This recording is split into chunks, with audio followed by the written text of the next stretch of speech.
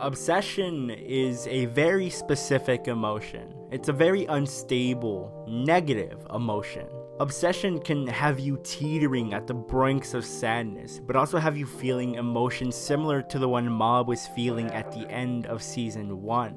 Those feelings of murderous intent, the desire to cause harm. In last week's discussion, I mentioned how Mob has never consciously crossed the line when it comes to the use of his psychic powers, at least in my opinion. For the most part, anytime Mob has come close to crossing the line, Reigen and co have always been there to calm him down.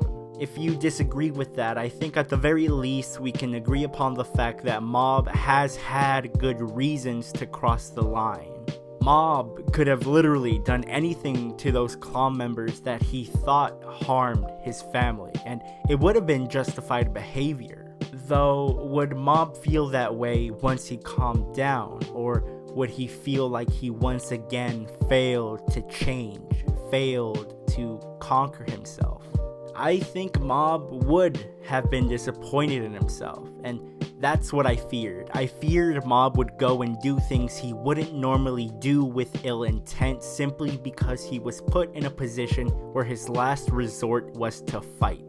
And that fear grew exponentially when I realized that Mob was alone. There was nobody here, there was no Reigen to tell Mob that it's okay to run away. Or so I thought. Dimple really pulled through. He single-handedly stopped this series from going down a very dark path.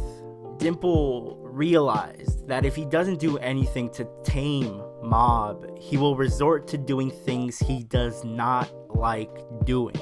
And that drastic change in Dimple from going to someone who wanted to exploit Mob's weaknesses and take advantage of him, much like what Sho is doing right now, to someone who genuinely cares for his well-being and somebody who wants Mob to stick to his ideals and accomplish his goals. That's probably one of my favorite turn of events in the entire season so far. And while we're referring to what Sho has made Mob believe, I think it's important to mention all the insight we got to Sho's character. Sho is not actually an evil person in search of world domination despite making Mob go through a lot. Sho is making Mob go through all of this emotional trauma because it's the only way Sho can rely on Mob's help. It's quite funny actually when you think about it. Mob and Sho are actually quite similar in a way. Both have psychic powers and both just want to be regular people leading regular lives. The difference being that Sho isn't trying to obtain this ideal life of his by suppressing his own powers. Sho is ridiculously embarrassed hearing that his dad wants to conquer the world because, like Reigen pointed out in Season 1, it's such a pointless, childish dream. I actually think Sho would be quite fond of switching places with Mob. Sho, just like Mob, wants a normal life, and in order to obtain that has to stop his father and wake him up. However, it's quite evident that Klauss leader Toichiro has his mind set on taking over the world. And although it is a childish dream, that doesn't make it an unobtainable one. As far as I could see, Klauss has enough firepower with the ultimate 5 to put up a fight, especially from this kind-looking man named Serizawa, who I find very interesting, particularly because of one piece of dialogue. When we get introduced to Serizawa, he thanks Toichiro for allowing him to become a part of society once again. And I think that bit of dialogue, just like his character design, can be taken at face value. Serizawa's design is very simple, very average. He almost looks like a homeless man. I believe Toichiro referred to him as a shut-in. And if we take that literally as well, that would mean that Serizawa is someone who shut himself in somewhere and avoided being a part of society for one reason or another. The more I give it thought, the more I realize that Claw, while a bad and evil one, can very well still be considered a home to many people. I mean, we don't need to look too far to see just how psychics can be excluded from society. Claw may be the one place in the world that took them in, and unlike many other places, didn't shut them out for being different. Correct me if I'm wrong, but I don't think we've seen an agreeably good adult psychic. Like, we've seen adult psychics, of course, but they're all pretty sketchy. To name a few, we have Banshomaru, who isn't the brightest esper and thinks too much of himself as he overcharges his customers. Jodo also thinks too much of himself, and while he's definitely more deserving of that praise, what stands out from him isn't his remarkable psychic abilities, it's how vain and petty he is. We also have Mogami Keiji, somebody who was using his psychic abilities for good at first, but somewhere down the road thought he was being used, and that led him to do some unforgivable things. Most of the former 7th Division are adults who, if not for Reigen, would still be adult children following a man-child with a childish but obtainable dream. And now we have Serizawa, somebody who I believe for some reason felt excluded from society, but eventually probably was given hope by his master and now feels like he owes him the world.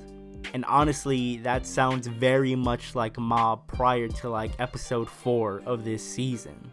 I don't think these adults are placed here into this story for no reason. I think these adults serve as a reference point to show us how Mob could one day end up.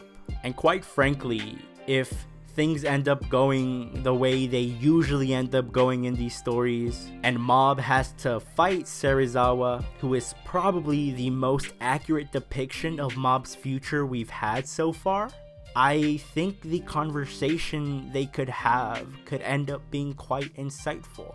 This episode was great, and it did a great job at setting up what I'm assuming to be the final arc we'll see this season. While I am an anime only, I am aware that we are slowly creeping up to the finale of this series, and I'm also aware that one tends to drop these huge 150 plus page chapters on both One Punch Man and Mob Psycho, so I'm hoping these get adapted and are paced well. I only bring up the pacing because there was a lot of backlash from manga readers due to Bones leaving out some important material out during the Mogami arc. And also, this episode itself felt pretty rushed, though that could very well be due to the sudden influx of new characters. But I enjoyed and am interested in all the characters that were introduced, but I'm much happier to see that all of our already existing secondary characters are getting more deserved screen time. I'm curious to learn more about Serizawa, I'm curious to learn about what happened to Hanazawa at the end of the episode, but I'm more curious to see what you have to say about this episode. If you're an anime only, leave a comment down below letting me know your thoughts on the many characters we got introduced to and any predictions you may have. Do you think that any of them will pose much of a threat to Mob?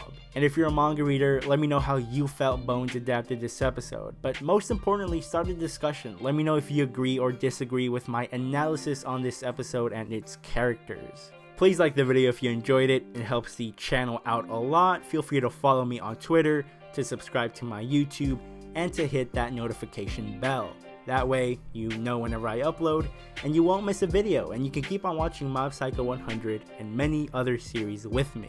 And with that being said, I hope you have a great rest of your day, and I'll see you all soon. Bye bye.